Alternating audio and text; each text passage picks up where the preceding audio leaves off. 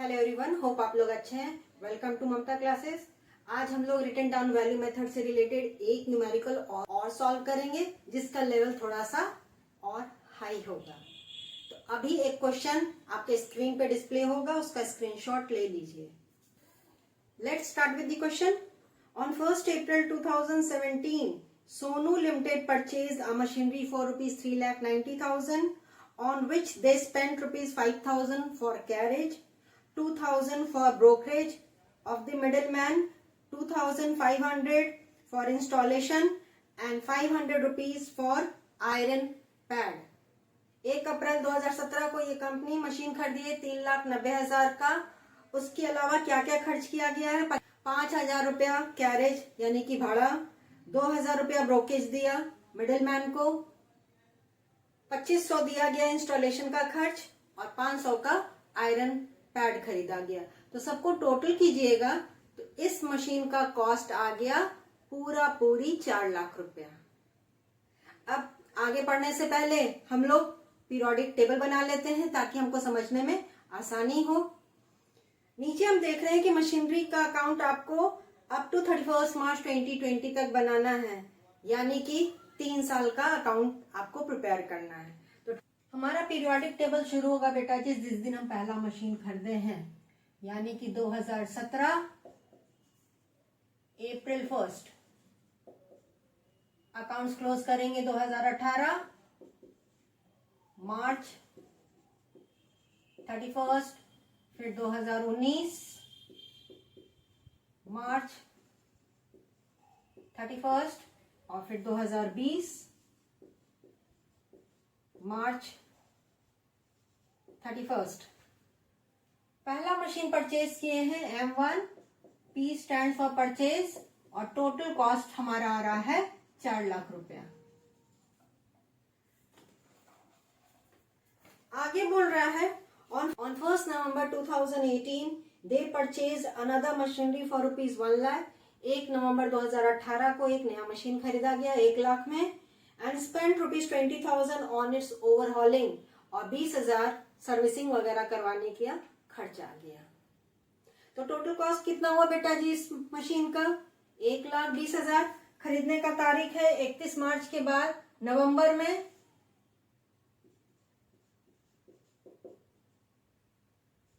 M2 and the purchase of this machinery cost 1,20,000.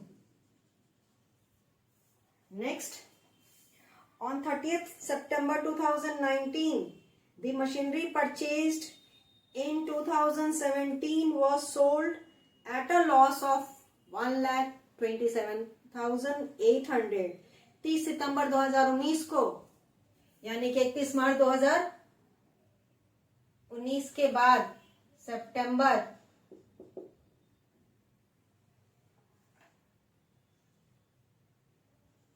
30th M1 sold, cell कर रहे हैं। S stand for sale और इसका cell value दिया हुआ नहीं है। जो मशीन सेल किए हैं उसका लॉस दिया हुआ है कि हम कितने लॉस में सेल किए हैं। लॉस हमारा हुआ है 1,27,800 रुपीज। अभी तक जितना सवाल बनाते थे उसमें सेल प्राइस दिया रहता था। ये पहला सवाल है जिसमें सेल प्राइस ना दे करके लॉस ऑन दिस मशीन दिया हुआ है। थोड़ा सा हटके है ना, इसलिए ये सवाल हमने आपके लिए सिलेक्ट किया। The company charges depreciation at the rate of 10% per annum on written down value basis. Accounts are closed on 31st March every year. Depth charge करने का परसेंटेज 10% पर एनम एंड कौन सा method? WDV method. Prepare machinery account up to 31 March 2020। आपको 31 March 2020 तक machinery account बनाना है। Table तो हमने बना लिया, अब इसी टेबल के बेसिस पे फटाफट मशीनरी अकाउंट बना लेते हैं। तो मेरे साथ साथ आप भी फॉर्मेट ड्रॉ कर लीजिए।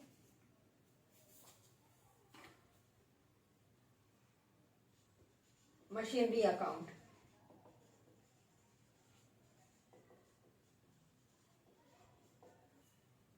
This is the format of machinery account, date particulars, amount, date particulars and amount. हमारा स्टार्टिंग है डेट 2017 अप्रैल 1, तो 2017 अप्रैल 1 टू बैंक अकाउंट। मशीनरी का कीमत है बेटा 3,90,000 और फिर टू बैंक अकाउंट, ये मेरे लिए एक्सपेंसेस है M1, ये भी हमारा M1 ही है। कितना कितना था 5,000 प्लस 2,000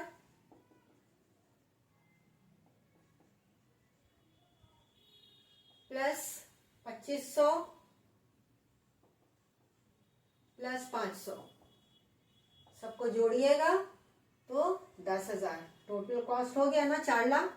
हमने वहां डायरेक्ट लिख दिया है। अब 1 अप्रैल से हमारी ट्रेन आगे बढ़ी, यहां से चलते चलते चलते चलते बीच में कोई ट्रांजैक्शन नहीं है। डायरेक्टली हम कहाँ स्टॉप किए 31 मार्च को, जिस दिन हमारा अकाउंट्स क्लोज होता है।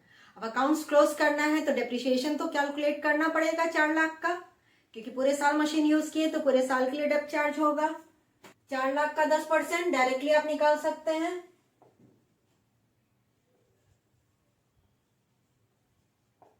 बाय डेप्रिसिएशन अकाउंट,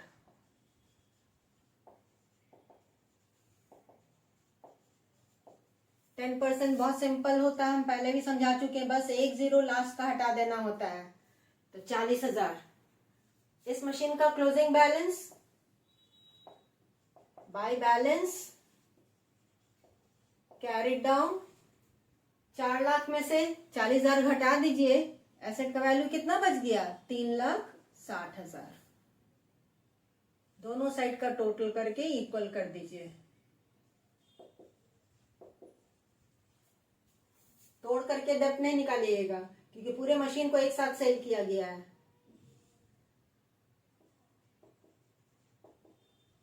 ये मशीन से रिलेटेड 10,000 रुपया खर्च आया था।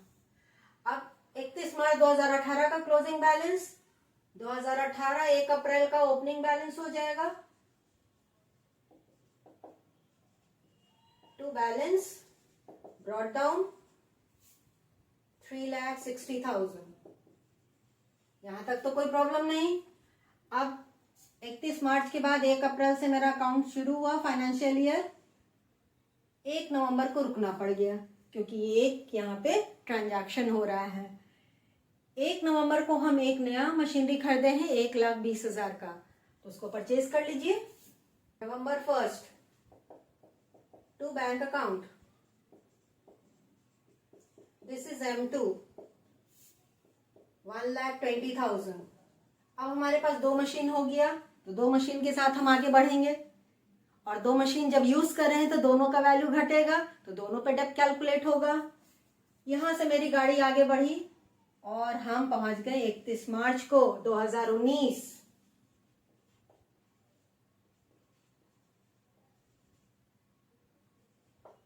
बाय डेप अकाउंट, अब 2 मशीन है तो 2 मशीन का अलग अलग M1 एंड M2। M1 1 अप्रैल से चल के 31 मार्च तक पहुंचे हैं, पूरे साल के लिए डेप्रिसिएशन चार्ज होगा, तो 3,60,000 का 10% 36,000 होता है।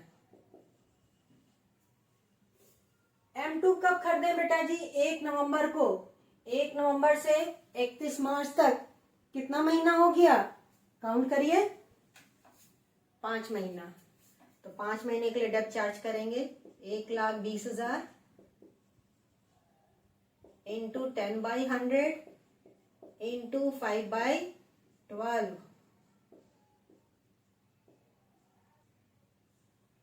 5,000 आ रहा है। दोनों मशीन का डेप्रिसिएशन ऐड करके बाहर लाइए 41,000। इसी डेट को दोनों मशीन का क्लोजिंग बैलेंस निकाल लेंगे by balance CD M1 and M2। Left side के फिगर से क्या घटाने बोले थे हम, राइट साइड के फिगर को M1 से M1 का ही डेप्रिसिएशन घटाइएगा। ये M1 था, ये भी M1 ही का बैलेंस क्लोजिंग था। तो 3,60,000 में से 36,000 लेस करके कितना आएगा बेटा जी?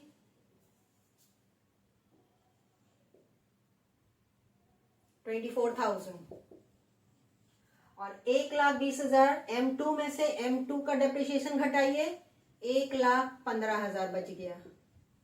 दोनों को जोड़ करके बाहर लाइए।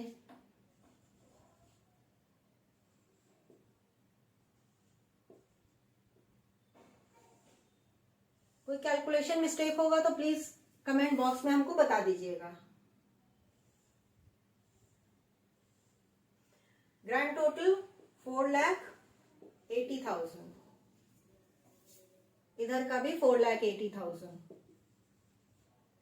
अब जो 31 मार्च 2019 का क्लोजिंग बैलेंस, 2019 1 अप्रैल का ओपनिंग बैलेंस हो जाएगा to balance BD M1 M2। M1 था 3,24,000 और M2 1,15,000, 4,39,000 बाहर आया। अब देखिए क्या हुआ स्थिति। 31 मार्च के बाद 1 अप्रैल से मेरी गाड़ी फिर से बढ़ी एंड स्टॉप किस डेट को? 30 सितंबर को, क्योंकि जो पहला मशीन है वो सेल होने जा रहा है, तो रुकना तो पड़ेगा ना। 2019 सितंबर 30 बाय बैंक अकाउंट, ये भी हम लोग कैलकुलेट करेंगे। ये दिया हुआ नहीं है क्योंकि हमारे पास लॉस का अमाउंट अवेलेबल है, सेल प्राइस अवेलेबल नहीं है।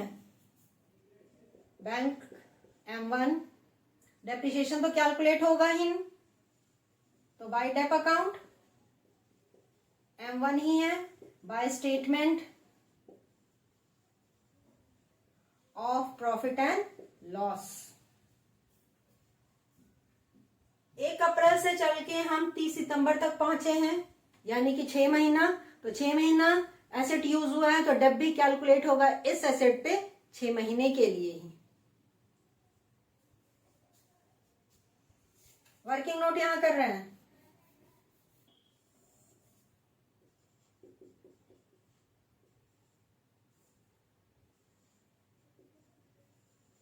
डेप ऑन M1 कितना था प्राइस बेटा जी? 3,24,000 इंटू 10/100 इंटू 6/12, 16,200। तो हमारा डेप्रिसिएशन आ गया 16,200। और लॉस कितना दिया हुआ था सेल करके? 1,27,800। तो सेल वैल्यू नहीं आ जाएगा।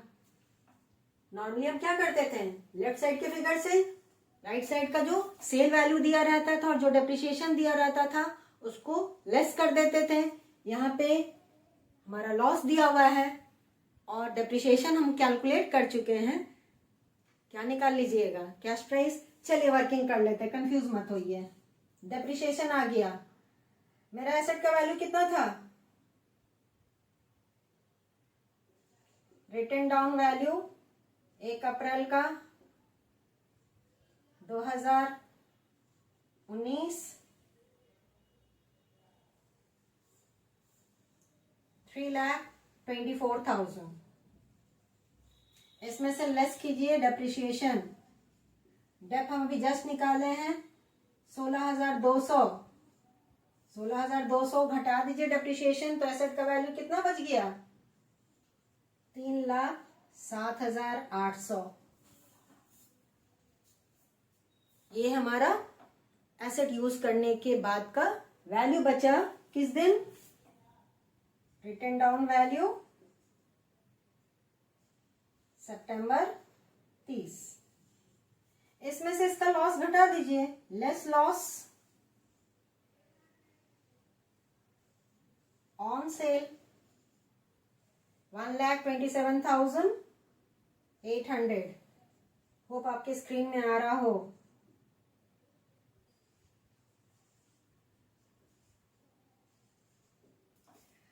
तो जो एसेट का वैल्यू बचा था 30 सितंबर 2019 को, उसमें से लॉस घटा दिए 1,27,800, तो हमारा सेल प्राइस आ गया 1,80,000।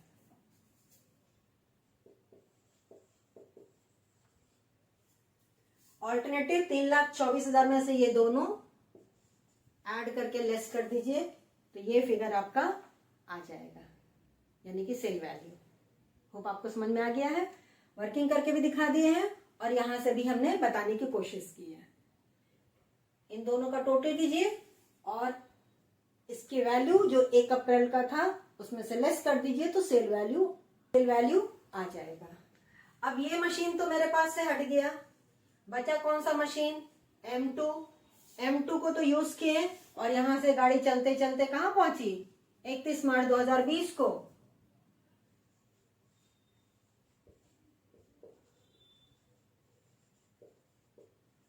बाय डेप अकाउंट, अब एसेट यूज किए तो डेप तो यूज करने के बाद चार्ज होगा ही होगा।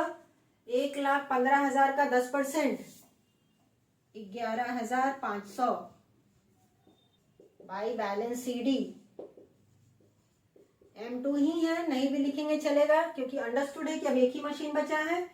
1,15,000 में से 11,500 घटाइए, 1,03,500। अब फाइनल ग्रैंड टोटल कर लीजिए, 4,39,000।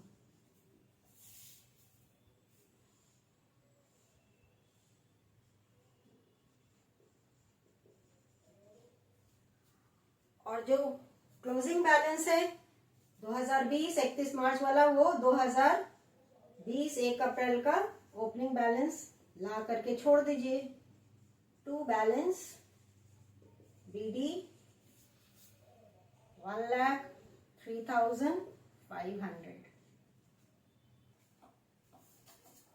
होप आपको ये सवाल अच्छे से आज समझ में आ गया होगा।